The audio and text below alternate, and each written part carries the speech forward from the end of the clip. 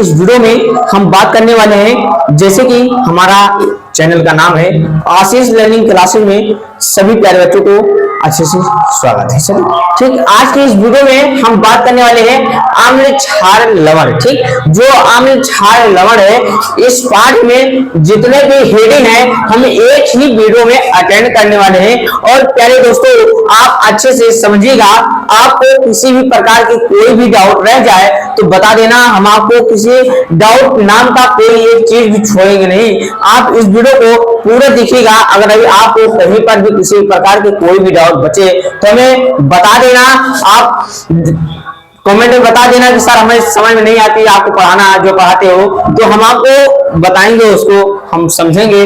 बता रहे हैं हम आपको एक भी किसी प्रकार के कोई भी डाउट नहीं बचेगा। और लंबा क्लास थोड़ा होने वाला है, क्योंकि हम आम्ल क्षार लवण को एक ही वीडियो में अटेंड करने वाले हैं, यानी कि एक ही वीडियो में हम इसे क्या करेंगे, समाप्त कर देंगे। आप अच्छे से समझिएगा। कितना चैप्टर है, एक चैप्टर नंबर है, चैप्टर कितना है, 2 है। ठीक, चैप्टर 2 जिसका नाम है आम्ल क्षार और लवण। इसमें जितने भी हेडिंग है हम एक ही वीडियो में अटेंड करेंगे। ठीक, चलते हैं, हम शुरू करते हैं। इस वीडियो को आप अच्छे से समझिएगा। अब हम अम्ल के बारे में जानेंगे, अम्ल क्या होता है, अम्ल किसे कहते हैं, इसको हम जानते हैं। ठीक, देखिएगा, अम्ल वे पदार्थ जो जलीय विलयन में H+ आयन देते हैं उसे हम अम्ल कहते हैं। जलीय विलयन में जो H+ आयन देते हैं उसे हम क्या कहते हैं, अम्ल कहते हैं। यानी कहने का मतलब है, आज समझिएगा, जिसमें हाइड्रोजन पाया जाए, यानी हाइड्रोजन पाया जाए उसमें क्या है, जिसमें हाइड्रोजन पाया जाए उसमें क्या, उसे क्या कहते हैं, उसे हम क्या कहते हैं, अम्ल कहते हैं। ठीक, उसको समझिएगा। अम्ल देखिएगा, जैसे कि जिसमें हाइड्रोजन पाया जाए उसे ही अम्ल कहते हैं। बात समझ, कोई भी सूत्र हो जिसमें हाइड्रोजन यानी H पाया जाए उसको कहते हैं, अम्ल कहते हैं। ठीक, देखिएगा शुरू में, वो भी शुरू में। अब एक कह रहा है वे पदार्थ जो जलीय विलयन, जलीय विलयन का मतलब होता है जल में। ठीक, जल में, जल के विलयन में जो H+ आयन देता है या पाया जाता है उसे हम क्या कहते हैं, अम्ल कहते हैं। ठीक, देखिएगा, जैसे कि लिखा गया है उदाहरण में HCl। ठीक, इसमें क्या है, H पाया जा रहा है। देखिए HCl यानी H है प्लस Cl है। ठीक, तो यह Cl से मिलकर बना है, H से और प्लस Cl से मिलकर बना है HCl, जिसका नाम होता है हाइड्रोक्लोरिक अम्ल। ठीक, इसका नाम होता है हाइड्रोक्लोरिक अम्ल। ठीक, उसके बाद दूसरा लिखा गया है H2SO4, जिसका होता है सल्फ्यूरिक अम्ल। इसे क्या कहते हैं, सल्फ्यूरिक अम्ल कहते हैं। देखिएगा, इसमें भी H+ आयन पाया जाता है, इसलिए इसे क्या कहेंगे, हम अम्ल कहेंगे। ठीक, उसके बाद दूसरा है NO3, जिसमें H+ आयन पाए जाते हैं, उसे जो प्लस रहे, मतलब H तो रहे लेकिन प्लस रहे, पॉजिटिव में रहे, निगेटिव में नहीं रहे। ठीक, ये भी आपको समझना होगा। ठीक, उसके बाद देखिएगा, उसके बाद लिखा गया है क्या, HNO3, HNO को इसे कहते हैं नाइट्रिक अम्ल। नाइट्रिक अम्ल देखिएगा, इसमें भी H+ आयन पाया जाता है। ठीक, जो पहला पदार्थ होता है वो प्लस में ही रहता है, उसमें प्लस से चार्ज होते हैं। ठीक, उसके बाद देखिएगा हम पढ़ेंगे अम्ल के गुण। ठीक, अम्ल के गुण, अम्ल के खासियत क्या है, अम्ल के गुण है, कहते नहीं इसका गुण क्या है, इसका खासियत क्या है, इसको खासियत बताते हैं हम। इसका अम्ल का क्या खासियत क्या होता है, अम्ल क्या करता है, अम्ल क्या नहीं करता है, अम्ल में क्या पाया जाता है, अम्ल में क्या नहीं पाया जाता है, इसको हम समझेंगे। ठीक, पहले देखिएगा, अगर आपके आएगा बोर्ड पेपर में आएगा अम्ल क्या है, अम्ल कैसे कहेगा, अम्ल से क्या समझते हो, अम्ल के गुण लिखिए। ठीक, ऐसे आएगा क्वेश्चन, आप धनाधन लिख देना। उसके बाद चलते हैं हम अम्ल के गुण पढ़ते हैं। ठीक, देखिएगा, पहला है अम्ल समानता खट्टे पदार्थ में पाया जाता है। अम्ल जो होता है वो खट्टा पदार्थ में पाया जाता है, या खट्टे पदार्थ में पाया जाता है, या खट्टा होता है। ठीक, अम्ल जो होता है खट्टा भी होता है और खट्टे पदार्थ में पाया जाता है। जैसे क्या, आंवला में क्या पाया जाता है, अम्ल पाया जाता है। सिरका में क्या अम्ल पाया जाता है। और क्या, ऐसी तमाम सारी चीजें जो खट्टा हो, जैसे कि क्या, नींबू में भी अम्ल होता है। ठीक, ये सब सारी चीजें क्या कहलाएगी, हमारा अम्ल कहलाएगा। ठीक, यानी जो खट्टा पदार्थ हो, खट्टे पदार्थ में हम अम्ल को पाते हैं, या खट्टे पदार्थ से ये अम्ल कहलाते हैं। ठीक, उसके बाद समझिएगा, उसके बाद कह रहा है इसमें H+ आयन पाया जाता है। ये तो परिभाषा में भी लिखा था H+ आयन, इसको तो हम आपको समझा दिए हैं आसानी से, जो कि आपको समझ में आ भी गया होगा। ठीक, उसके बाद देखेंगे उसके बाद तीसरा है, यह नीले लिटमस पेपर को लाल कर देता है। नीले लिटमस पेपर को क्या करता है, लाल कर देता है। लिटमस पेपर जानते हो क्या करता है, अम्ल जो होता है, अम्ल क्या करता है, नीले लिटमस पेपर को लाल कर देता है। यानी कि अगर आप ये अम्ल, जैसे इसमें अम्ल भरा है कि कोई चीज है, जैसे कि कोई बर्तन है कांच का, जैसे कोई कांच का क्या है, बर्तन है और इसमें अम्ल भरा है, ठीक, क्या है, अम्ल भरा है, तो हम क्या करें, कोई कागज ले, यानी कोई अम्ल ले आओ, लिटमस पेपर आता है मार्केट में, आप लेकर देख लीजिएगा उसको। कोई लिटमस पेपर लेकर अगर कोई अम्ल में इसको डुबो दिया जाए या अम्ल में डुबो दिया जाए, जब इसको निकालेंगे वो नीला लिटमस पेपर क्या हो जाएगा, लाल दिखाई देगा हमको, ठीक। यही अम्ल का भी खासियत होता है। अगर हम कैसे जानेंगे ये अम्ल है, तो आप नीले लिटमस पेपर को लेना और उसमें डुबो देना, डुबो कर निकाल देना, आपको पता चल जाएगा वो क्या है, अम्ल है, ठीक। उसके बाद देखेंगे, इसके बाद है क्या, इसका पीएच मान 7 से कम होता है। हम अम्ल का जो पीएच मान होता है, पीएच मतलब पावर ऑफ हाइड्रोजन, ठीक। पीएच का मतलब होता है क्या, पावर ऑफ हाइड्रोजन, ठीक। उसके बाद इसका जो पीएच मान होता है कितना, 7 से कम होता है, 7 से कम होता है, 7 से क्या होता है, कम होता है, ठीक। इसका जो पीएच मान होता है क्या होता है, 7 से कम होता है, इसको समझिएगा, ठीक। इसका जो पीएच मान होता है 7 से कम होता है, इसको भी सारे बच्चे अच्छे से समझेंगे। हम जानते हैं जितना भी आपको अभी तक समझाए वो तो आपको समझ में आ ही गया होगा, ठीक। उसमें देखिए अम्ल के प्रकार, अम्ल के प्रकार भी होते हैं, अम्ल के प्रकार पहले हम देख लेते हैं, उसके बाद इसके आगे बढ़ते हैं। अम्ल के प्रकार, अम्ल देखिएगा, शक्ति मतलब होता है, शक्ति का मतलब होता है, शक्ति का मतलब होता है पावर, शक्ति मतलब क्या होता है, पावर। कहते हैं ना हमारे पास बहुत शक्ति है, हमारे इसमें बहुत शक्ति है, हमारे पास बहुत शक्ति है, हम किसी को मार सकते हैं, किसी को कुछ भी कर सकते हैं, उसी शक्ति कहते हैं, उसी शक्ति, ठीक। शक्ति मतलब क्या कहते हैं, नहीं हमारे पास बहुत पावर है, ठीक, पावर ही शक्ति कहलाता है, ठीक। वाट कहते नहीं तुम्हारा वाट लगा देंगे, वाट का मतलब होता है, वाट किसका, वही शक्ति का क्या होता है, वाट मात्रक होता है, ठीक, इसको समझिएगा। उसके बाद देखिएगा, शक्ति के आधार पर अम्ल 2 प्रकार के होते हैं। शक्ति मतलब पावर के आधार पर एनर्जी के आधार पर क्या होते हैं, अम्ल 2 प्रकार के होते हैं। कौन कौन से देखिएगा, प्रबल अम्ल और दूसरा होता है दुर्बल अम्ल। प्रबल अम्ल वे अम्ल जो जलीय विलयन में पूरी तरह आयनित होते हैं, उसे प्रबल अम्ल कहते हैं। मतलब देखिएगा, वे पदार्थ जो वे अम्ल जो जलीय विलयन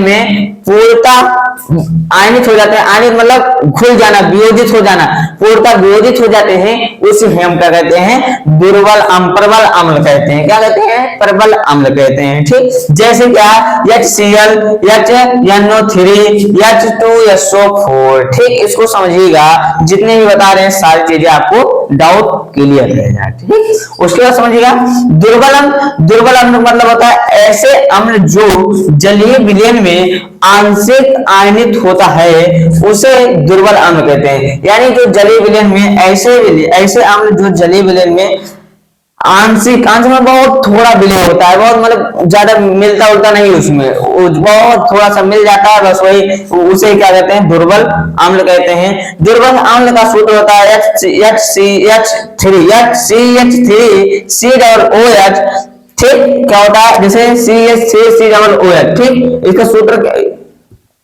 ठीक। उसके बाद दूसरा क्या है, H2CO3, ठीक। ये हमारा क्या है, 2 सूत्र हैं और इसी को हम क्या कहते हैं, अम्ल कहते हैं, ठीक। वो भी कौन सा अम्ल, दुर्बल अम्ल, ठीक। आएगा कि अम्ल किसे कहते हैं, अम्ल के प्रकार को वर्गीकृत कीजिए, ठीक, वर्गीकरण कीजिए, ठीक। ऐसे आएगा, आप ऐसे इसको लिख देना, आपको फुल मार्क्स मिल जाएगा।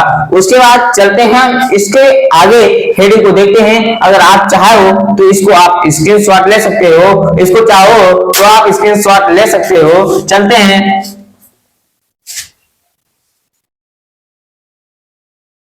चलिएगा। अब हम देखते हैं क्षार किसे कहते हैं, ठीक। ये अगला हेडिंग है और अगले हेडिंग को हम अच्छे से देखते हैं, ठीक। क्षार किसे कहते हैं, अब देखिएगा, लिखा गया है, वे पदार्थ जिसके जलीय विलयन में OH- आयन पाया जाता है, उसे हम क्षार कहते हैं।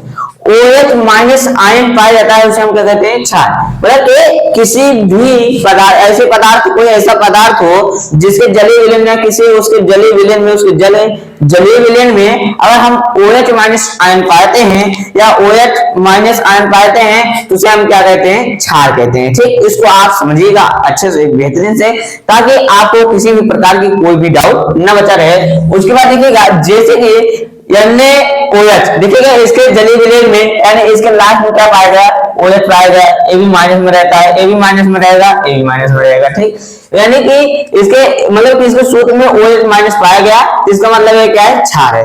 इसके लास्ट में OH माइनस पाया गया, AB क्षार है। इसके लास्ट में OH माइनस पाया गया, AB क्षार है। ठीक, इसको समझिएगा। उसके बाद क्षार के गुण, क्षार के गुण का मतलब होता है खासियत, जैसे कि हम आपको भी बताया था। गुण का मतलब होता है खासियत, कि किसी भी वस्तु का या किसी भी, जैसे क्या है ना, उसको गुण, उसका बहुत खासियत है, वही खासियत इसका गुण, इसका एनर्जी, इसका क्या है, इसको समझिएगा आसानी से। गुण याद रखिए, नंबर 1, यह स्वाद में कड़वा होता है। स्वाद में क्या होता है, कड़वा होता है। स्वाद में कैसा होता है, कड़वा होता है। कड़वा मतलब कि हम इसे खा नहीं सकते, मतलब कि बहुत, जैसे कि नीम पत्ती नहीं लगती, वो कड़वा लगती है, वैसे ही लगती है। ठीक, उसके बाद देखिएगा, इसे छूने पर साबुन जैसा चिकना लगता है। जैसे कि हम साबुन को छूते हैं, साबुन को लगाते हैं, हमको बहुत चिकना लगता है, बहुत सरकता रहता है ना, जैसे कि इसे छूते हैं सरकता रहता है, जैसे कि इसे लगा लेते हैं ना, तो उसी प्रकार से जब हम क्षार को छूते हैं तो क्या होता है, बहुत मतलब एकदम चिकना हो जाता है, मतलब ऐसे छू सरकता रहता है साबुन की तरह। ठीक, यानी कहें तो साबुन तरह या व्यवहार करता है, उसी प्रकार। ठीक, उसके बाद देखिएगा, उसके बाद कह रहा है, यह लाल लिटमस पेपर को नीला कर देता है। यानी कि अगर हमको चेक करना पड़े कि ये नीला लिटमस, सॉरी, ये क्या है, ये क्षार है कि अम्ल है, तो इसमें जब हम लिटमस पेपर को ऐसे डालेंगे, डालकर इसको निकाल करके देखेंगे, अगर इसमें लाल लिटमस, सॉरी, जब इसमें लाल लिटमस पेपर को निकालेंगे, जब क्षार में लाल लिटमस पेपर डालेंगे और उसको निकालेंगे, तो अगर वो नीला हो जाता है तो जानेंगे क्या क्या है हमारा, ये क्या है, पदार्थ क्या है, क्षार है। ठीक, इसको समझिएगा। उसके बाद कह रहा है, इसका पीएच मान 7 से अधिक होता है। यानी इसका पीएच मान क्या होता है, 7 से अधिक होता है। इसको भी आप अच्छे तरह से समझिएगा। ठीक, क्षार का जो पीएच मान होता है वो 7 से क्या होता है, अधिक होता है, और क्षार में OH माइनस आयन पाया जाता है, यही इसका गुण हो गया। आप इसको समझिएगा। अगर ऐसा क्वेश्चन आएगा कि क्षार किसे कहते हैं और क्षार के गुण लिखिए, तो आप आसानी से बेहतरीन से लिख देना, और आपको फुल मार्क्स देने से कोई भी इनकार नहीं कर सकता है। अगर आपको कोई भी इनकार करता है तो हमें बताइएगा, हम आपको वो भी डाउट पूरा कर देंगे। ठीक, चलते हैं। उसके बाद देखिएगा, क्षार के प्रकार। हम क्षार के प्रकार को आसानी से समझिएगा। क्षार के प्रकार यानी कितने प्रकार के होते हैं क्षार, इसको हम समझते हैं, जो हमारे सिलेबस में है, जो उसी को समझेंगे। ठीक, क्षार के प्रकार यानी शक्ति के आधार पर, शक्ति मतलब पावर, अभी आपको बताए हैं, शक्ति के आधार पर क्षार 2 प्रकार के होते हैं। शक्ति के आधार पर क्षार कितने प्रकार के होते हैं, 2 प्रकार के होते हैं। वो भी पहला प्रबल क्षार, दूसरा होता है दुर्बल क्षार। अब हम प्रबल क्षार को देखते हैं। प्रबल क्षार किसे कहते हैं, इसको समझते हैं। ऐसे क्षार जो पूरी तरह आयनित होता है उसे हम प्रबल अम्ल कहते हैं, प्रबल क्षार कहते हैं। ठीक, इसमें आप प्रबल क्षार लिख देना। ठीक, प्रबल क्षार कहते हैं। ठीक, इसको समझिएगा। सॉरी, गलती हो जाती है। देखिएगा, ऐसे क्षार जो पूरी तरह आयनित हो जाता है उसे प्रबल क्षार कहते हैं। यानी हम जो बता रहे हैं उसको आप देखिएगा, सुनिएगा। ऐसे क्षार जो जलीय विलयन में पूर्णतः आयनित हो जाता है, मिल जाता है। आयनित होना मतलब होता है मिल जाना। ठीक, आयनित हो जाता है, उसे हम क्या कहते हैं, प्रबल क्षार कहते हैं। ठीक, अब समझिएगा, जैसे कि उदाहरण में दिया गया है NaOH। ठीक, NaOH क्या है, प्रबल क्षार है। ठीक, KOH क्या है, प्रबल क्षार है। ठीक, अगर कहें तो ये क्षार है कि अम्ल है, तो क्षार के लिए हम बताया कि जिसके लास्ट में OH माइनस आयन होता है उसे हम क्या कहते हैं, क्षार कहते हैं। अगर आपको कोई पूछे कि क्षार किसे कहते हैं तो आप क्या बताओगे? अगर कोई पूछे क्षार किसे कहते हैं तो आप यही बताना कि ऐसे पदार्थ जिसके जिसके जलीय विलीन में OH माइनस आयन पाया जाता है उसे हम क्या कहते हैं, क्षार कहते हैं। उसको आसानी से पढ़ लीजिएगा, अभी हम आपको जैसे कि बता देंगे। ठीक, उसके बाद देखिएगा दुर्बल क्षार किसे कहते हैं, ऐसे क्षार जो आंशिक आयनित होते हैं उसे हम दुर्बल क्षार कहते हैं। जैसे कि दुर्बल क्षार मतलब होता है कमजोर। देखिएगा, हाँ ये भी आपको इसको बताना भूल गए। देखिएगा प्रबल मतलब होता है मजबूत, जो एकदम मजबूत होता है, मतलब मजबूत होता है। उसके बाद दुर्बल जो एकदम कमजोर होता है। कमजोर क्षार और दुर्बल क्षार कैसे हम पहचानेंगे, इसको देखिएगा। दुर्बल क्षार ऐसे क्षार जो आंशिक आयनित होते हैं उसे हम दुर्बल क्षार कहते हैं। आंशिक आयनित होने का कारण जो जल में आंशिक आयनित होते हैं, यानी बहुत कम मिलते हैं जल में, उसे हम क्या कहते हैं, दुर्बल क्षार कहते हैं। जैसे कि देख लीजिए उदाहरण में NH4OH। ठीक, अब आप चाहो तो इसको आप स्क्रीनशॉट ले सकते हो, आप आसानी से देखिएगा। उसके बाद चलते हैं, आप इस जितने भी हेडिंग है सारे हेडिंग का स्क्रीनशॉट ले लीजिएगा। चलते जब हम अम्ल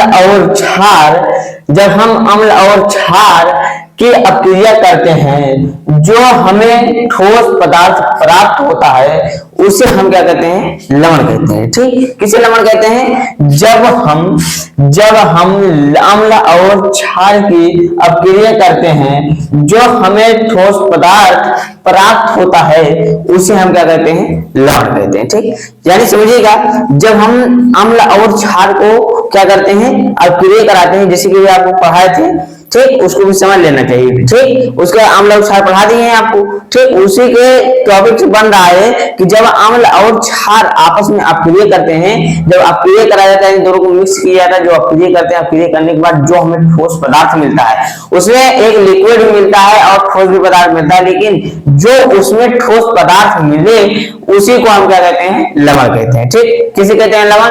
जो हमें ठोस पदार्थ मिले उसी को हम क्या कहते हैं, लवण कहते हैं। इसको समझिएगा आप आसानी से। ठीक, लवण जो हमें ठोस पदार्थ मिले उसे हम लवण कहते हैं। देखिएगा, एक है NaCl है, एक क्या है हमारा अम्ल है। ठीक, एक क्या है, अम्ल है, ये क्या है, HCl है, इसे अम्ल कहेंगे। क्यों इसे अम्ल कहेंगे, क्योंकि इसमें H+ आयन है। ठीक, इसमें H+ आयन है, इसे अम्ल कहेंगे।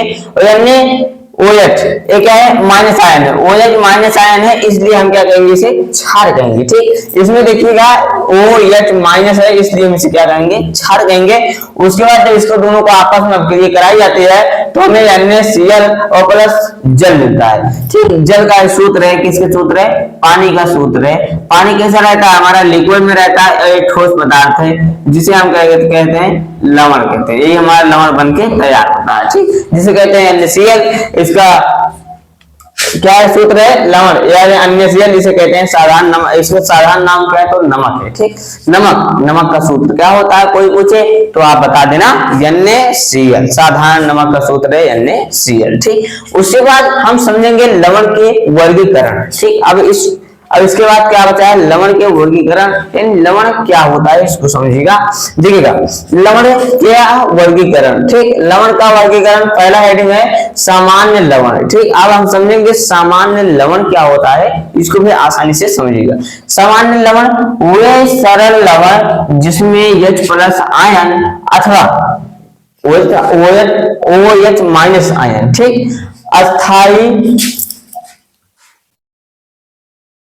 अस्थापनीय नहीं अथवा, ठीक, जो लवण अम्ल व क्षार के अथवा, यानी इसका मतलब होता है जो लवण अम्ल व क्षार के पूर्ण उदासीनीकरण मतलब उसमें उदासीन रहे। ठीक, उसका क्या रहे, आयन उदासीन रहे के परिणाम स्वरूप बनते हैं, उस सामान्य लवण कहलाते हैं। ठीक, जिसमें सामान्य लवण, जैसे देखिएगा इसमें होल थ्राइज कहीं होगा नहीं, देखिएगा इसमें सामान्य लवण, देखिएगा इसका जो जब दोनों साथ में अपक्रिया का जब इसका सूत्र बनता है, जब Na और प्लस Cl का जब अपक्रिया का, यानी जब इसको NaCl जब नमक बनाया जाता है तो क्या है, इसका जो होता है, इसका जो ऊपर चार्ज होता है, इसका चार्ज होता है, दोनों कट करके क्या होता है, सामान्य उदासीन हो जाता है, उसे कहते हैं सामान्य लवण कहते हैं। देखिएगा इसका भी, इसमें चार्ज कितना होता है, 2 होता है, इसमें चार्ज 2 होता है, -2 होता है, इस पे चार्ज +2 होता है, तो दोनों कट जाता है। उसके बाद देखिएगा इसमें क्या होगा, उदासीन हो जाता है। और ऐसे भी ऐसे, ठीक, ये सब क्या होगा, उदासीन सामान्य लवण है। ठीक, एक सब चीज समझ में आ गया। ठीक, उसके बाद देखिए द्विक लवण। अब द्विक लवण को देखते हैं। जो देखिएगा, दो सरल लवणों के जलीय विलयन के वाष्पीकरण से प्राप्त लवण को द्विक लवण कहते हैं।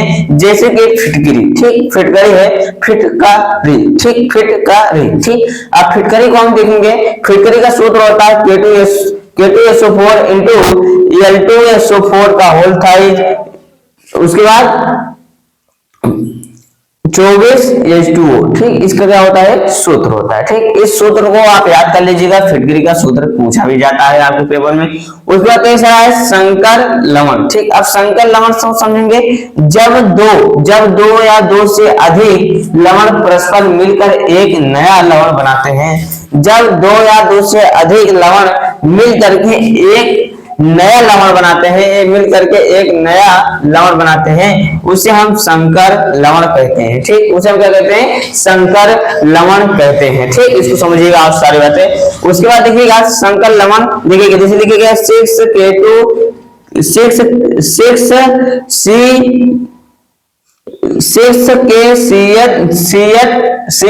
प्लस FeSO4, जब इन दोनों का आपके कराया जाएगा, बनेगा K4FeCN6 प्लस K2SO4। ठीक, इतना बात समझ में है।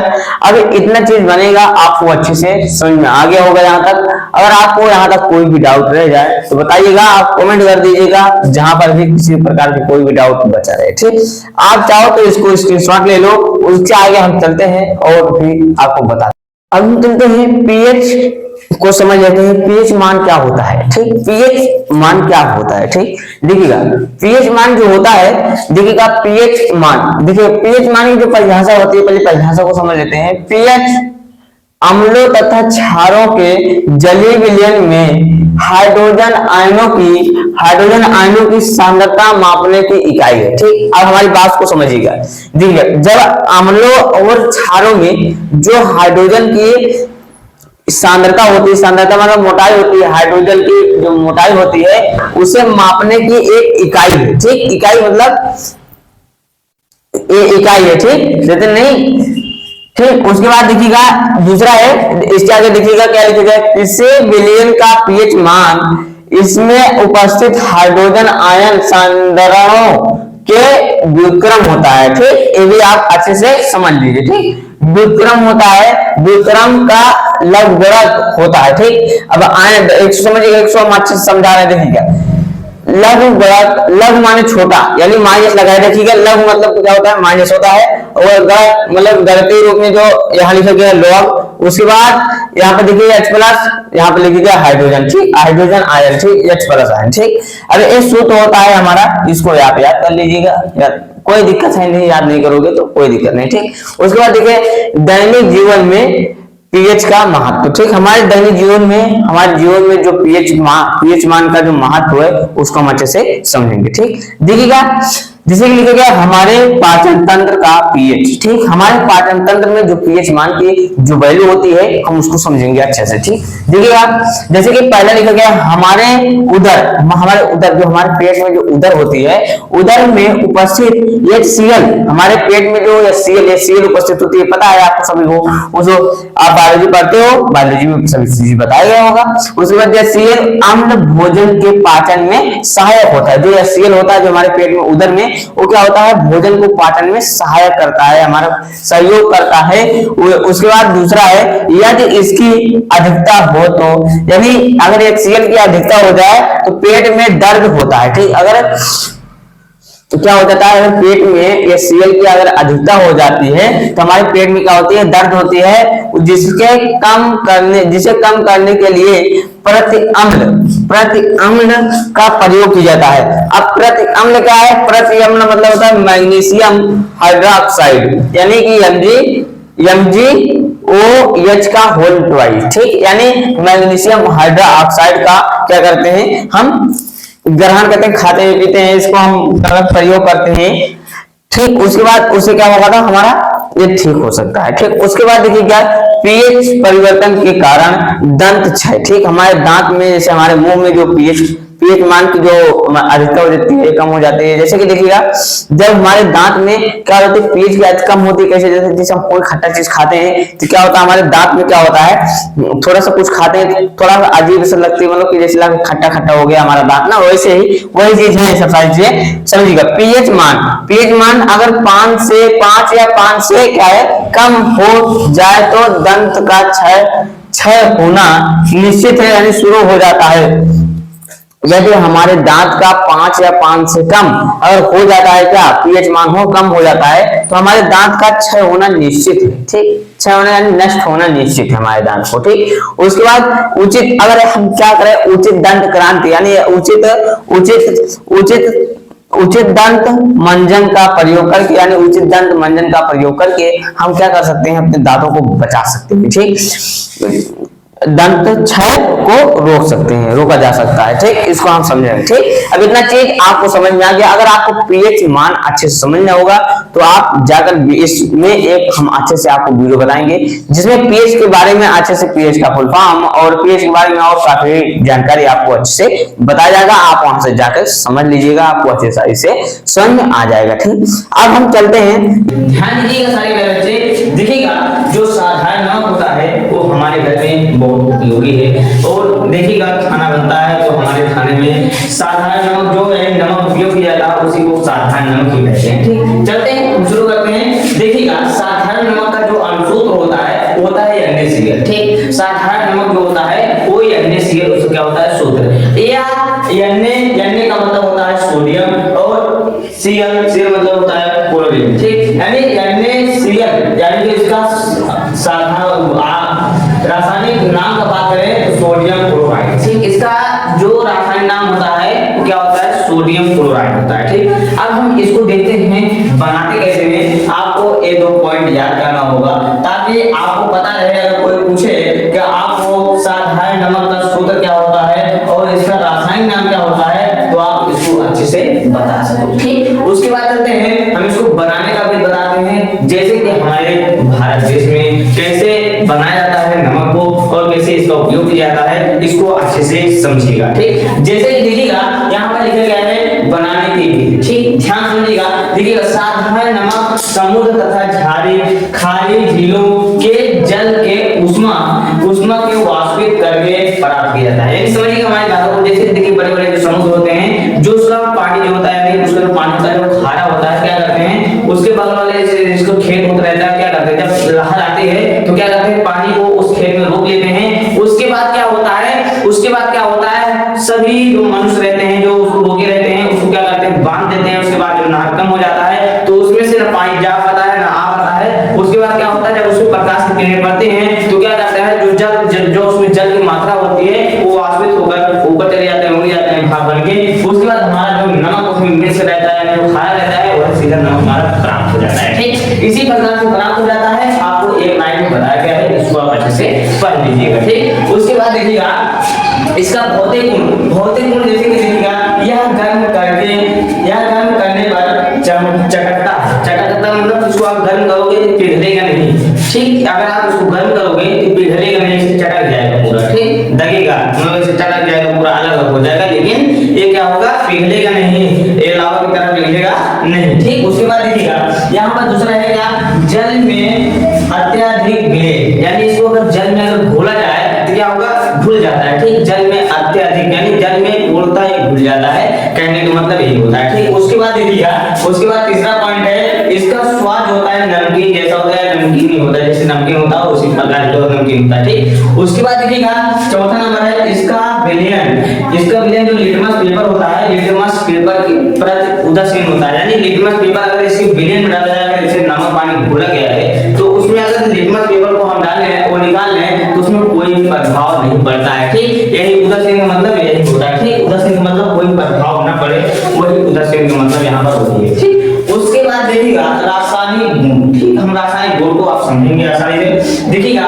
अगर इतना पॉइंट अगर आपको अच्छे से समझ में आया है तो आप रासायनिक गुण अच्छे से समझिएगा। देखिएगा यहाँ पर देखिएगा NaCl प्लस H2SO4 यानी कहने का मतलब है जब हम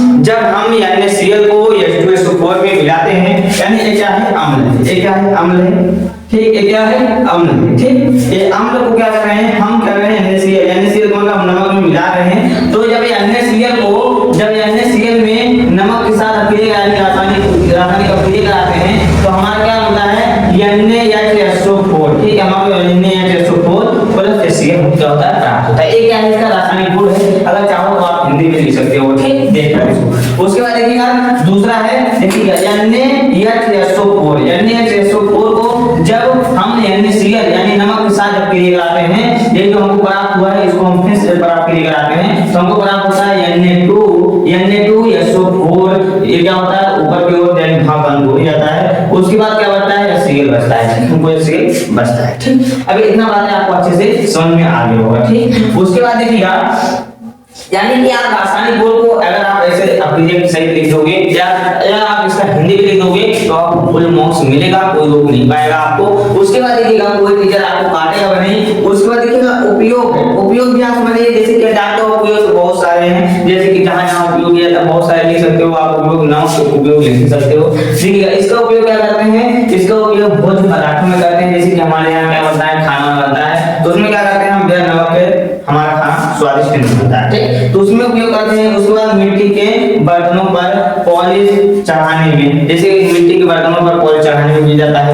उसके बाद ढेर सारे तमाम ऐसे जैसे अचार पापड़ बनाने में, यानी ढेर सारे जैसे कि ढेर सारी कंपनियों में किया जाता है, जैसे जिसमें क्या जैसे कुरकुरे बनाया जाता है उसमें भी इसका उपयोग किया जाता है, ठीक। यानी हम समझें कि जहां पर यानी कि कोई भी स्वादिष्ट अगर चीजें बनाई जा रही है तो वहां पर हम नमक का उपयोग करते हैं, ठीक। आप नमक का उपयोग कर चुके हैं, अब इसके आगे चलते हैं, अगला पॉइंट पढ़ते हैं। इसको आप चाहो तो आप स्क्रीनशॉट ले सकते हो। उसके आगे हम चलते हैं, बताते हैं, चलते हैं हम दूसरा पॉइंट पढ़ते हैं कास्टिक सोडा, ठीक। अब कास्टिक सोडा को हम पहले इसको देखेंगे, कास्टिक सोडा का सूत्र क्या होता है और कास्टिक सोडा का रासायनिक गुण क्या होता है और कास्टिक सोडा बनाया कैसे जाता है और कास्टिक सोडा का रासायनिक गुण और भौतिक गुण उपयोग, मतलब कि इसका इतना पॉइंट पढ़ना है, ठीक। यानी सब टॉपिक का जितने इस वीडियो में पढ़ेंगे सारे टॉपिक का इतना गुण हमको पढ़ना है अच्छे से, बेहतरीन से और सारे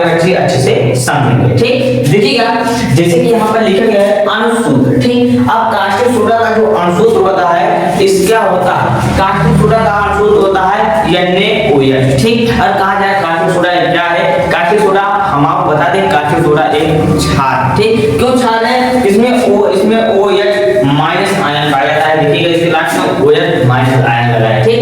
इसलिए ये क्या है कास्टिक सोडा क्या है क्षार, ठीक। उसके बाद समझिएगा अब इसका रासायनिक गुण क्या होता है, रासायनिक नाम क्या होता है सोडियम हाइड्रोक्साइड। जो कास्टिक सोडा का रासायनिक नाम जो होता है क्या होता है सोडियम हाइड्रोक्साइड, ठीक, समझ में आया। उसके बाद देखिएगा बनाने का भी मतलब कि सोडियम क्लोराइड के जलीय विलयन का विद्युत अपघटन किया जाता है तो हमें क्या प्राप्त होता है क्या कास्टिक सोडा प्राप्त होता है, क्या प्राप्त होता है कास्टिक सोडा। अब हमारी बात समझिए, एक तो लिखी हुई बात है और उसके बाद एक किताब की भाषा है। अब हमारी बात सुनिए, जब क्या किया जाता है, जब हम कास्टिक सोडा को जब हम नमक को क्या करें जल में क्या करें मिला नमक को यानी NaCl को, सोडियम क्लोराइड यही तो है नमक का सूत्र, NaCl को यानी सोडियम क्लोराइड को जल में मिला करके इसमें जल अपघटन कराएं। जल अपघटन करने का मतलब इसमें विद्युत दिया जाए, जल अपघटन कराया जाए। तो जब जल अपघटन कराया जाएगा, देखिएगा इसमें विद्युत अपघटन कराओगे तो हमें क्या प्राप्त होगा NaOH, यानी ये हमारा ये क्या है कास्टिक सोडा, ठीक है, ये कास्टिक सोडा, ठीक। हमको कास्टिक सोडा प्राप्त होगा प्लस H2 मतलब हमको गैस H2 गैस के रूप में उड़ जाएगा और Cl यानी Cl2 एक ऊपर उड़ जाएगा, ठीक। इतना बातें सारे बच्चों को अच्छे से समझ में आ गया होगा, ठीक। उसके बाद भौतिक गुण की बात करें, भौतिक का गुण का मतलब होता है खासियत क्या है, गुण क्या होता है मेन गुण, जैसे कि किसी परिवर्तन ना हो, मतलब कि इसमें कोई परिवर्तन ना हो वही चीज रहे, और भौतिक गुण का मतलब होता है वही चीज रहे बस उसका खासियत क्या है उसके बारे में जानकारी देते हैं, ठीक। देखिएगा भौतिक गुण यह सफेद रंग का ठोस पदार्थ, यानी जो इसका पदार्थ होता है यह एकदम सफेद होता है और एकदम ठोस होता है। ये पदार्थ क्या होता है सफेद होता है और एकदम ठोस होता है। उसके बाद दूसरा पॉइंट है यह यह पानी में बहुत तेजी से घुल जाता है। मतलब अगर इसको पानी में डाला जाए ना तो बहुत तेजी से घुल जाता है। ठीक, इतना बात समझ में आया। उसके बाद देखिएगा कि घुलते समय ऊष्मा उत्पन्न करता है। मतलब जब ये घुलता है पानी में घुलेगा ही तो बहुत ऊष्मा उत्पन्न करेगा, मतलब बहुत एनर्जी, बहुत ऊष्मा उत्पन्न करता है। ठीक, उसके बाद देखिएगा हवा से नमी को क्या करता है, सोखता। हवा से नमी को सोखता है, यानी समझिए हमारी बात को पहले अच्छे से। हवा से क्या करता है, पानी को सोखता है, यानी नमी को सोखता है। जैसे कि देखिए हवा जो वायुमंडल में जो हवाएं चलती हैं उसमें क्या होती है, नमी होती है। एक प्रकार के उसमें जल के यानी और कहने का मतलब हाइड्रोजन है, ऑक्सीजन, उसमें भी गैस होते हैं जिसमें कि नमी होती है। उस नमी को क्या करता है, आकर्षित कर लेता है, अपने अवशोषित कर लेता है। ठीक, इसको भी समझिएगा। उसके बाद देखिएगा रासायनिक गुण। रासायनिक गुण कहने का मतलब है कि यह किसके साथ क्रिया करके क्या बनाता है, इसको हमको पढ़ना है। ठीक, यानी कि कुछ भी से इसमें मिलाने पर जो दूसरा चीज पदार्थ हमको उत्पन्न कर दी जाए उसे हम रासायनिक गुण कहते हैं। जैसे हम क्या करते हैं, हम दूध से क्या करते हैं, पनीर बनाते हैं। तो एक कौन सा गुण है, इसको आप जानते होंगे, लेकिन आप इसमें समझिए जैसे कि यहाँ पर NaOH लिखा गया है, NaOH में जैसे कि Z मिलाया जाएगा। Z क्या है, जिंक। ठीक, अब जब इसमें जिंक एक धातु है, जब NaOH में धातु मिलाया जाता है तो NaZnO2 क्या होता है, बनता है और साथ में यस।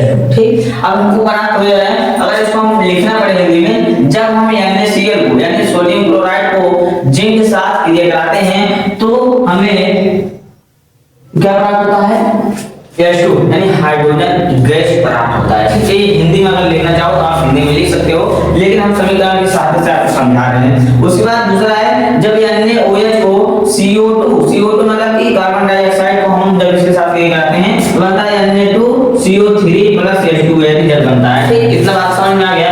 उसके बाद उपयोग देखिएगा, इसका उपयोग कहाँ किया जाता है, इसको समझिएगा। इसका उपयोग साबुन बनाने में किया जाता है। जब हम साबुन बनाते हैं, साबुन में क्षार मिलाया जाता है, थोड़ा तो एक क्षार मिलाया जाता है उसमें साबुन में। ठीक, इसलिए कहते हैं साबुन क्या है, क्षार है। ठीक, साबुन के उपयोग में, साबुन बनाने के उपयोग में किया जाता है इसका। ठीक, उसके बाद दूसरा है, इसका उपयोग कागज बनाने में किया जाता है। कागज बनाने में तो समझते हो, जब कागज बनाया जाता है उसमें भी इसका कास्टिक सोडा का उपयोग किया जाता है। ठीक, उसके बाद देखिएगा इसका उपयोग कपड़ा उद्योग में किया जाता है। जब कपड़ा जहाँ बनती है, जो मिल में कपड़ा बनती है तो वहां पर भी इसका उपयोग किया जाता है। किसका उपयोग किया जाता है, कास्टिक सोडा का यहाँ पर भी उपयोग किया जाता है। ठीक, देखिएगा कास्टिक सोडा का आपको कितना पॉइंट बताएगा, 1 2 3 4 5 6। आपको 6 पॉइंट कास्टिक सोडा के बारे में, ऐसे ही सभी के बारे में हमको उपयोग पढ़ना पड़ेगा, रासायनिक गुण पढ़ना पड़ेगा, भौतिक गुण पढ़ना पड़ेगा, उसके बनाने का भी पढ़ना पड़ेगा, रासायनिक नाम और सूत्र। ठीक, अगर इन चीजों को अच्छे से याद है तो कोई भी हमारे पेपर में आ जाए तो हम एकदम मार देंगे, उसको धुआं कर देंगे, अच्छे से हम लिख देंगे और फुल मार्क्स मिलेगा। ठीक, चलते हैं हम इसके आगे। अब आपको बताते हैं, इसको चाहो तो आप स्क्रीनशॉट ले सकते हो। उसके बाद हम इसके आगे हम आपको अगला नेक्स्ट पॉइंट बताएंगे। ठीक, चलिएगा हम अब देखते हैं इसके आगे का पॉइंट, जितना भी है उसको भी समझ लेते हैं। देखिएगा अब इसके बाद हम पढ़ते हैं ब्लीचिंग पाउडर। ठीक, ब्लीचिंग पाउडर को हम पहले देखते हैं इसका अल्पसूत्र क्या होता है, उसके बाद हम रासायनिक नाम देखेंगे, उसके बाद बनाने का विधि, रासायनिक गुण, भौतिक गुण, उपयोग। ठीक, इतना पॉइंट इसका भी पढ़ना है। ठीक, चलते हैं देखते हैं। देखिएगा जैसा कि पहले है अणुसूत्र। ठीक, पहले इसका हम अणुसूत्र पढ़ते हैं। ठीक, अणुसूत्र क्या है, CaOCl2। ठीक, इसका सूत्र क्या होता है, CaOCl2। ठीक, इसका सूत्र याद कर लीजिएगा आप, क्या होता है, CaCl2। ठीक, इसका सूत्र होता है। ठीक, उसके बाद इसका रासायनिक जो नाम होता है वो क्या होता है, रासायनिक नाम क्या लिखा गया है यहाँ पर, कैल्शियम ऑक्सीक्लोराइड। ठीक, इसका क्या नाम होता है, कैल्शियम ऑक्सीक्लोराइड। ठीक, ये क्या होता है, इसका रासायनिक नाम होता है। ठीक, उसके बाद देखिएगा बनाने का विधि होता है कैल्शियम हाइड्रोक्साइड। कैल्शियम हाइड्रोक्साइड मतलब कि कैल्शियम हाइड्रोक्साइड पर क्लोरीन गैस प्रभावित करने पर हमें क्या प्राप्त होता है, पर क्लोरीन गैस प्रवाहित करने पर हमें ब्लीचिंग पाउडर प्राप्त होता है। ठीक, क्या किसमें देखिएगा, कैल्शियम हाइड्रोक्साइड में, क्या कैल्शियम हाइड्रोक्साइड में जब क्लोरीन गैस को हम क्या करते हैं, प्रवाहित करते हैं यानी डालते हैं, तो हमें क्या प्राप्त होता है, क्या प्राप्त होता है, ब्लीचिंग पाउडर। देखिएगा यहाँ पर देखिए, कैल्शियम हाइड्रोक्साइड का सूत्र होता है CaOH का होल ट्वाइस प्लस HCl। ठीक, इसमें जब हम क्या करते हैं, देखिए क्लोरीन गैस इसमें प्रवाहित करते हैं यानी मिलाते हैं, जब दोनों के साथ अक्रिया कराते हैं तो बनता है CaOCl2 प्लस हमें जल प्राप्त होता है। ठीक, यानी कि ब्लीचिंग पाउडर के साथ साथ हमें जल का भी प्राप्ति होती है। ठीक, उसके बाद देखिएगा इसका भौतिक गुण क्या है, सफेद रंग का पाउडर। ठीक, इसका क्या है, सफेद रंग का एक पाउडर होता है। क्या होता है, यह एक सफेद रंग का क्या होता है, पाउडर होता है। उसके बाद तेल क्लोरीन जैसी गंध होती है। इसके तेल और क्लोरीन जानते हो ना, क्लोरीन और तेल जैसी इसकी क्या होती है, गंध होती है। ठीक, गंध मान लो एक बदबू महक इसकी होती है, और क्लोरीन या तेल जैसी की गंध होती है। जैसे तेल की गंध होती है, जैसे क्लोरीन की गंध होती है, वैसे ही इसकी गंध होती है। ठीक, उसके बाद पानी में थोड़ा घुलनशील है। ठीक, पानी में क्या करता है, थोड़ा सा घुलनशील है, घुल जाता है थोड़ा सा, बहुत ज्यादा नहीं घुलता है। ठीक, उसके बाद देखिएगा रासायनिक गुण। ठीक, रासायनिक गुण का बात करें, जैसे हवा में रखने पर धीरे धीरे खराब हो जाना। ठीक, देखिए एक पूरा का पूरा परिवर्तित हो जाता है, यानी कि वो चीज रह ही नहीं जाता, तो हम क्या कहते हैं, रासायनिक गुण कहते हैं। रासायनिक गुण का मतलब होता है वो चीज ना रह जाए, दूसरा चीज बन जाए, उसे ही रासायनिक गुण कहते हैं। ठीक, देखिएगा उसका कोई भी मतलब कोई भी नेचर उसका नेचर मिले ना। ठीक, चलते हैं उसके बाद देखिए, जैसे हवा में रखने पर धीरे धीरे खराब हो जाता है, यानी हम CaOCl2 को जब हम हवा में रख देते हैं तो क्या होता है, खराब हो जाता है, पूरी तरह नष्ट हो जाता है, बेकार हो जाता है, हमारे लायक नहीं होता, जिसको जो उसका कार्य होता है वो भी नहीं हो पाता है। ठीक, उसके बाद देखिएगा यह पानी के साथ क्रिया करके क्लोरीन गैस देता है। मतलब कि इसे अगर जल में मिलाया जाए तो हमें क्लोरीन गैस देगा। क्या देगा, क्लोरीन गैस देगा। यानी क्या बता दें हम आपको, जब इसे जल में मिलाया जाएगा तो हमें क्लोरीन गैस देगा। क्या देगा, क्लोरीन गैस देगा। ठीक, इसको जब हम जल में मिलाएंगे तो क्लोरीन गैस देगा। ठीक, उसके बाद देखिएगा यह एक अच्छा ऑक्सीकारक है। ठीक, यह एक क्या है, ऑक्सीकारक। ठीक, यह क्या है, बहुत अच्छा ऑक्सीकारक है। ठीक, ऑक्सीकारक ऑक्सीजन इसको आपको कहा है अच्छे से। उसके बाद देखिएगा उपयोग जैसे उपयोग की बात बता दें इसको, इसका उपयोग वहां पर किया जाता है जैसे कि जीवाणु को नष्ट करने में जहां किया जाता है, उसका उपयोग जैसे जीवाणु को नष्ट करने में किया जाता है। ठीक, इसका उपयोग कहां किया जाता है, जीवाणु को नष्ट करने में किया जाता है। जैसे कि कुओं तालाबों में जो पानी होते हैं, उसे पीने वाले पानी को शुद्ध बनाने में किया जाता है, कि उसको पानी को शुद्ध बनाने में किया जाता है, पीने लायक हो जाए हमारे, जो कि हमारे नुकसानदायक न रह जाए। ठीक, उसके बाद वस्त्र उद्योग में, यानी जहाँ वस्त्र मतलब कपड़े जहाँ बनते हैं वहां पर भी इसका उपयोग किया जाता है। उसके बाद अस्पताल, शौचालय, नालियों के साफ सफाई में इसका भी उपयोग किया जाता है। यानी हम बताए तो आपको, जीवाणु को नष्ट करने में इसका उपयोग किया जाता है। ठीक, किसको नष्ट करने में, जीवाणु के। सीधा सबसे मेन पॉइंट यही है कि इसका उपयोग कहाँ किया जाता है, जीवाणु को नष्ट करने में, और इसका उपयोग क्लोरीन गैस बनाने में किया जाता है। इसका उपयोग और कहाँ किया जाता है, क्लोरीन गैस बनाने में, क्लोरीन गैस। ठीक, अभी आपको बताया जैसे हम इसका उपयोग और कहाँ किया जाता है, क्लोरीन गैस बनाने में किया जाता है। ठीक, इतना बातें आपको अच्छे से समझ में आ गया होगा। आपको इसमें भी कहीं पर भी कोई प्रकार की कोई भी डाउट नहीं बचा होगा, आपको एकदम अच्छे से बता दिए हैं। उसके आगे हम चलते हैं, इसके आगे जो भी पॉइंट है इसके आगे हम पॉइंट पढ़ते हैं। ठीक, इसको आप चाहो तो स्क्रीनशॉट ले सकते हो, चाहो तो ले लो। उसके बाद हम चलते हैं अगले का पॉइंट पढ़ते हैं। चलिएगा, अब हम देखते हैं बेकिंग सोडा कैसे बनाया जाता है, और इसका क्या सूत्र होता है, और इसका क्या रासायनिक सूत्र होता है, और इसका भौतिक गुण और रासायनिक गुण और इसका उपयोग। सारे पॉइंट को अच्छे से बेटे से क्लियर करेंगे। ठीक, ध्यान से सारे प्यारे बच्चे अच्छे से देखेंगे और पढ़ेंगे और अच्छे से समझेंगे। ठीक, ध्यान देखिएगा हम पढ़ेंगे बेकिंग सोडा। ठीक, किसके बारे में, बेकिंग सोडा को कैसे बनाया जाता है, और इसका सूत्र क्या होता है, और इसका रासायनिक गुण क्या होता है, इसको सारी चीजें यानी जितने जितना भी आपको पॉइंट जितना बता रहे हैं सारे पॉइंट आपको बताने वाले हैं। ठीक, ध्यान से देखिएगा। अणुसूत्र, इसका अणुसूत्र होता है NaHCO3। क्या होता है? NaHCO3। इसका अणुसूत्र क्या होता है? NaHCO3 इसका क्या होता है? अणुसूत्र है। और इसका रासायनिक नाम है sodium hydrogen carbonate. Sodium hydrogen carbonate, इसको आप याद कर लीजिएगा। इसका अणुसूत्र क्या है? NaHCO3 और इसका अणुसूत्र होता है NaHCO3 और इसका रासायनिक नाम होता है सोडियम हाइड्रोजन कार्बोनेट। ठीक, इसका क्या हो गया?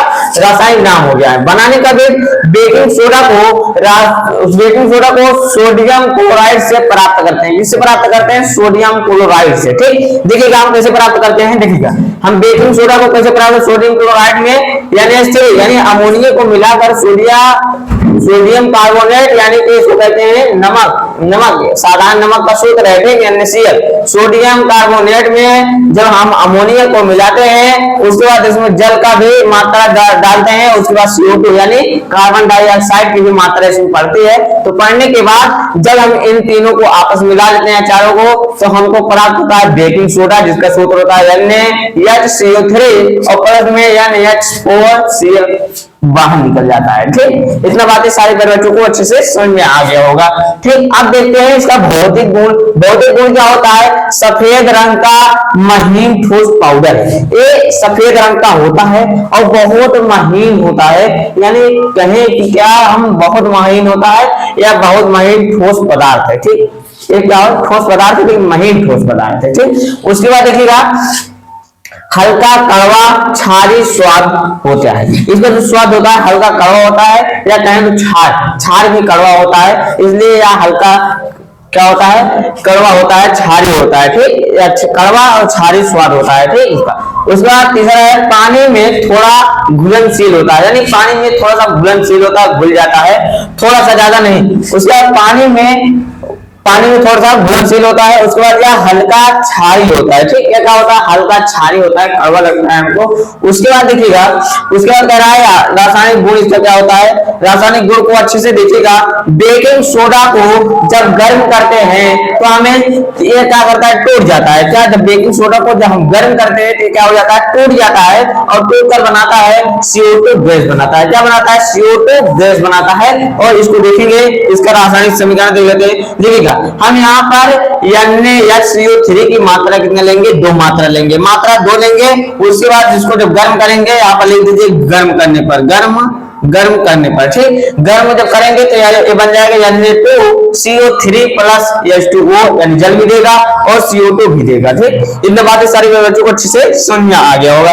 उसके बाद दूसरा है यह अम्ल के साथ प्रक्रिया करके CO2 गैस बनाता है, यानी यह अम्ल के साथ क्या करता है? प्रतिक्रिया करता है और प्रतिक्रिया करने के पश्चात क्या बनाता है? CO2 gas. यानी कहें तो एक उपयोग ऐसे बता देते हैं हम इसका कि ये क्या करता है? CO2 गैस बनाना है। ठीक, इसको हम किसमें उपयोग करते हैं? CO2 गैस बनाने में भी उपयोग किया जाता है। ठीक, उसके बाद देखिएगा इसे क्या करते हैं? यह अम्ल के साथ प्रतिक्रिया करके CO2 गैस देता है। रासायनिक सूत्र देख लीजिएगा। NaHCO3 को जब हम Cl यानी एक है किसी भी अम्ल के साथ, अम्ल किसे कहते हैं? जिसमें H+ आयन पाया जाता है। देखिए इसमें H+ आयन है। ठीक, जब H+ आयन के साथ इसे क्या करते हैं?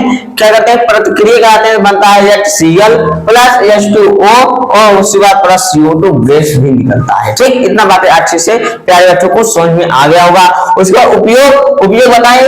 इसका उपयोग ब्रेड केक को फुलाने में किया जाता है, यानी फुलाने में किया जाता है। जानते नहीं? कहते नहीं इसको थोड़ा सा बढ़िया बन जाएगा, अच्छे से थोड़ा फूल जाएगा थोड़ा सा ना, उसके लिए इसको फुलाने के लिए करते हैं। उसका पेट की अम्लता जो होती है, जो हमारे क्या होता है, जो पेट में जो अम्लता ज्यादा हो जाती है, यानी अम्ल की मात्रा ज्यादा हो जाती है, इसे कम करने के लिए इसका उपयोग किया जाता है। ठीक, उसके बाद देखिएगा इसका उपयोग CO2 गैस बनाने में किया जाता है। क्या बनाने? CO2 गैस बनाने में इसका उपयोग किया जाता है। ठीक, अब आपको इसका पूरा पॉइंट आपको अच्छे से क्लियर हो गया होगा। इसके आगे अभी आपका 2 और चीज बताए, एक धावन सोडा बचेगा और इसके बाद प्लास्टर ऑफ पेरिस। हम इसको 2 पॉइंट को और और पढ़ लेंगे तो हमारा एक कंप्लीट हो जाएगा, ठीक, यानी बनाने का भी पूरा कंप्लीट हो जाएगा। ठीक, इसको आप चाहो तो स्क्रीनशॉट ले सकते हो। उसके आगे हम आपको अगला नेक्स्ट पॉइंट बताने वाले हैं। इसके बाद सारे प्यारे बच्चे अच्छे से समझेंगे। इसके बाद हम धावन सोडा को समझने वाले हैं अच्छे से। ठीक, धावन सोडा में वही जो सब में समझते हुए आते आ रहे हैं, इसका उपयोग, रासायनिक गुण, सूत्र और रासायनिक नाम और इसका क्या उपयोग भी अच्छे से समझेंगे। ठीक, और क्या भौतिक गुण भी अच्छे से समझेंगे। ठीक ठीक, देखिएगा जैसे कि सब के अच्छे से समझ रहे हैं वैसे इसका भी समझने वाले हैं। बेटे से समझिएगा सारे प्यारे बच्चे अच्छे से। देखिएगा धावन सोडा अणुसूत्र का अणुसूत्र, धावन सोडा का जो अणुसूत्र होता है होता है Na2CO3 into 10H2O। ठीक, क्या सूत्र होता है? Na2CO3 into 10H2O, इसका क्या होता है? सूत्र होता है। ठीक, ये क्या है? इसका सूत्र है। और बात करें इसका क्या, इसका अणुसूत्र का रासायनिक नाम इसका क्या होता है? Sodium carbonate decahydrate. इसका रासायनिक नाम क्या होता है? सोडियम कार्बोनेट और डेकाहाइड्रेट। इसका क्या होता है रासायनिक नाम? Sodium carbonate decahydrate. इसका क्या होता है? रासायनिक नाम होता है। बनाने का भी बेकिंग सोडा को गर्म करने पर, बेकिंग सोडा को गर्म करने पर सोडियम कार्बोनेट प्राप्त होता है। यानी कि जब हम बेकिंग सोडा को गर्म करते हैं तो हमको सोडियम कार्बोनेट प्राप्त होता है। उसके बाद हम सोडियम कार्बोनेट में पानी मिला देते हैं तो हमें धावन सोडा प्राप्त हो जाता है। क्या, पहले हम बेकिंग सोडा को क्या करते हैं? गर्म करते हैं तो हमें क्या प्राप्त होता है? सोडियम कार्बोनेट प्राप्त होता है। और उसके बाद हम सोडियम कार्बोनेट को क्या करते हैं? पानी मिला देते हैं। सोडियम कार्बोनेट में क्या करते हैं? मिला देते हैं, पानी मिला देते हैं तो हमें क्या प्राप्त होता है? धावन सोडा। ठीक, ये थोड़ा दो स्टेप में है, इसको समझिएगा अच्छे से। देखिएगा हम तो इसका दो मात्रा क्या लेंगे? बेकिंग सोडा को लेंगे, NaCO3 को बेकिंग सोडा कहते हैं। इसको हम लेंगे, इसे क्या करेंगे? गर्म करेंगे। जब इसे गर्म करेंगे, गर्म करने पर हमें क्या प्राप्त होगा? Na2CO3 प्लस H2O और प्लस CO2 गैस भी देगा। ठीक, उसके बाद हम इसको फिर से क्या करेंगे? इसको फिर से लिखकर उसके बाद जल के 10H2O इसके 10 अणु लेंगे, जल का 10 अणु ले करके इसको जब आपस में फ्री कराएंगे तो उसके बाद हमको प्राप्त हो जाएगा Na2CO3 into NaH2 सॉरी ये दो बार लिख दिए गए Na2CO3 into 10H2, ये हमारा को क्या होगा? प्राप्त होगा। अच्छा, ठीक, क्या प्राप्त होगा? Na2CO3 into 10H2। ठीक, ये हमारा क्या होगा? प्राप्त होगा। उसके बाद देखिएगा अभी हम आपको जैसे होता है बेकिंग सोडा को क्या करेंगे? गर्म करेंगे। बेकिंग सोडा को जब गर्म करेंगे तो सोडियम कार्बोनेट प्राप्त होगा। सोडियम कार्बोनेट जब प्राप्त हो जाएगा, सोडियम कार्बोनेट को लेकर के हम क्या करेंगे? पानी मिला करके धावन सोडा प्राप्त कर लेंगे। क्या करेंगे? इसे पानी मिला करके हम धावन सोडा प्राप्त कर लेंगे, जैसे कि आपको अच्छे से बता दिए। ठीक, उसके बाद भौतिक गुण की बात करें, यह सफेद के बड़े क्रिस्टल होते हैं। बड़े क्रिस्टल में बड़े क्रिस्टल बता सकते हैं। ठीक, उसके बाद देखिएगा, उसके बाद इसे हवा में रखने पर पानी खो देता है। मतलब जब इसको हवा में रख देते हैं, जो इसमें 10H2 यानी 10H2 जल इसमें है, तो जल को क्या करता है? खो देता है। क्या करता है? जल को खो देता है, यानी वाष्प बनकर उड़ जाता है H2। ठीक, उसके बाद दूसरा है क्या?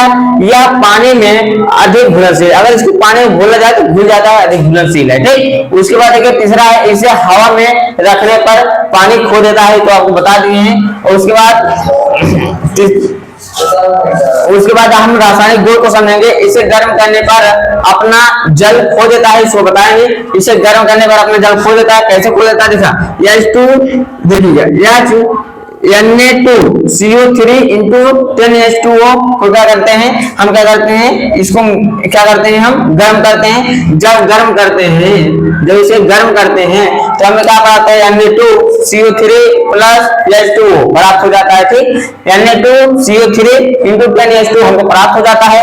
उसके बाद हम इसको क्या करेंगे? इसका उपयोग करेंगे। इसको उपयोग होता है, इसका उपयोग कपड़ा धोने में किया जाता है। इसका उपयोग कहाँ करते हैं? कपड़ा धोने में किया जाता है। ठीक, इसका उपयोग किसमें करते हैं? कपड़ा धोने में किया जाता है। उसके बाद इसका उपयोग पानी को मुलायम बनाने में, यानी पानी को हल्का बनाने में थोड़ा किया जाता है। इसका उपयोग मुलायम, मान जैसे कि हाथ डालने हमको जाना है पानी है कि नहीं है, इसको बनाने में किया जाता है। ठीक, उसके बाद इसका उपयोग कांच, साबुन और कागज बनाने में किया जाता है। इसका उपयोग किसमें किया जाता है? कांच, साबुन, ये सब सारी चीजें अच्छे से बनाने में किया जाता है।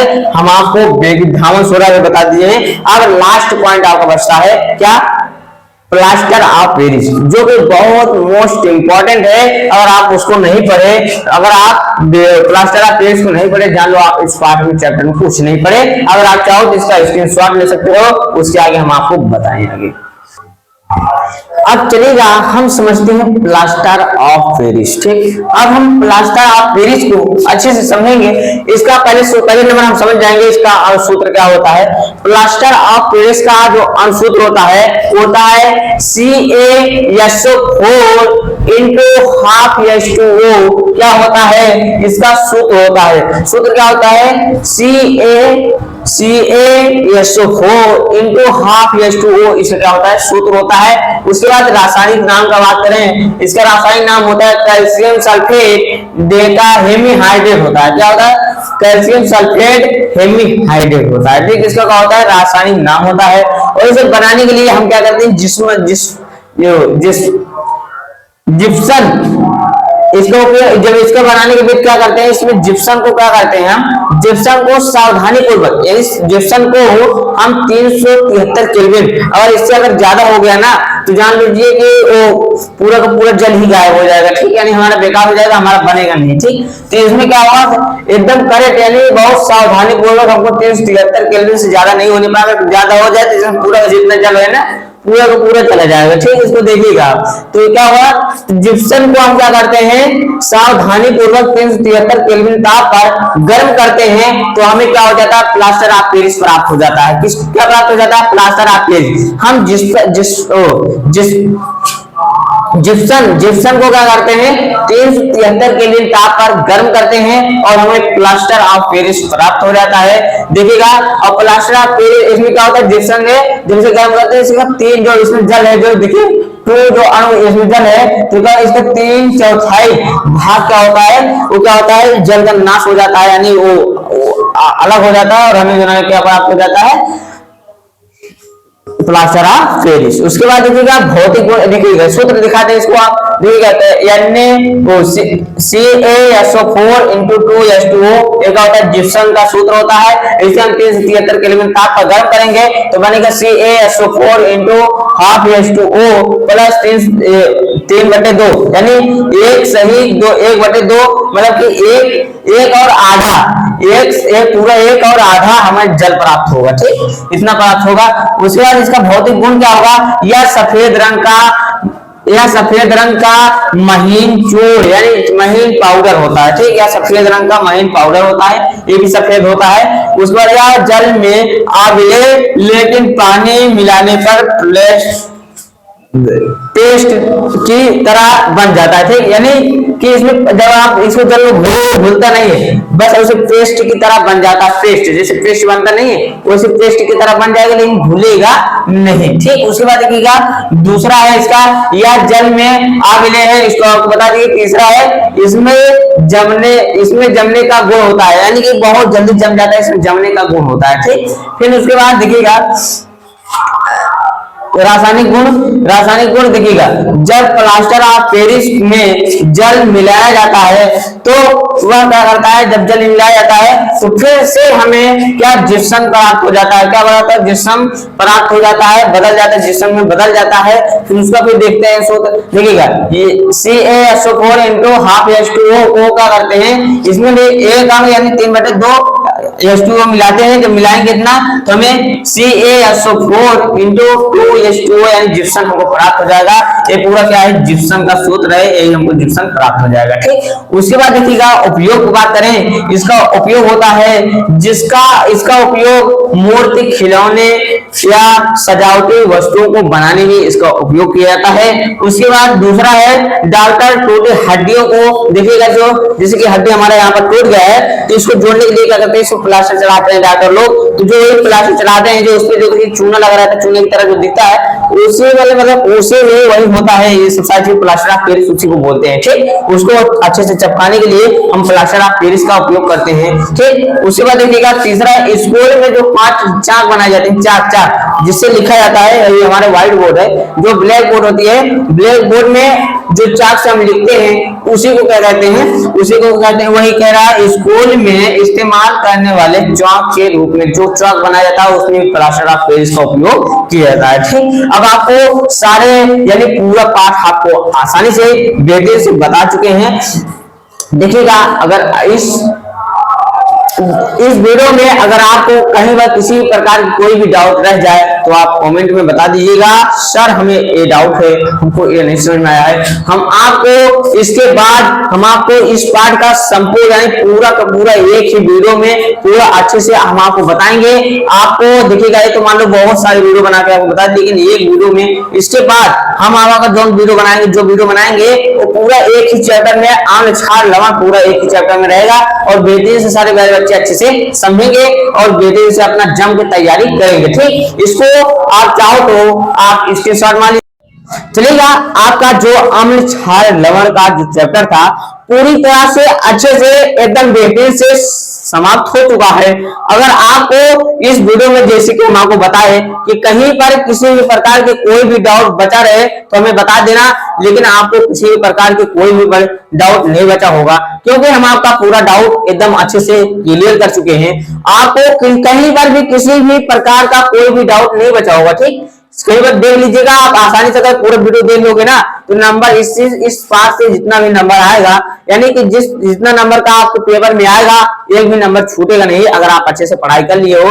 अगर आपको समझ में आया हो, अगर आप बेहतरीन से अगर पढ़े हो, इस वीडियो को अगर पूरा देखो हो तो आप इस चैनल को सब्सक्राइब कर देना ताकि आपको ऐसे नए नए कॉन्टेंट आपको मिलते रहें और अच्छे से पढ़ाई जम के करते रहें। और साथ ही साथ हम आपको लाइव क्लास की व्यवस्था करने वाले हैं, आपको मैथ की लाइव क्लास की व्यवस्था कर रहे हैं, जल्द ही हो जाएगा और अच्छे से बेहतरीन से आप सपोर्ट करते रहिए इस चैनल को ताकि हम आपका व्यवस्था अच्छे से बेहतरीन से कर सकें और आप पढ़ाई जम के करते रहें। चलेगा, अगली नेक्स्ट वीडियो में हम आपको मिलते हैं।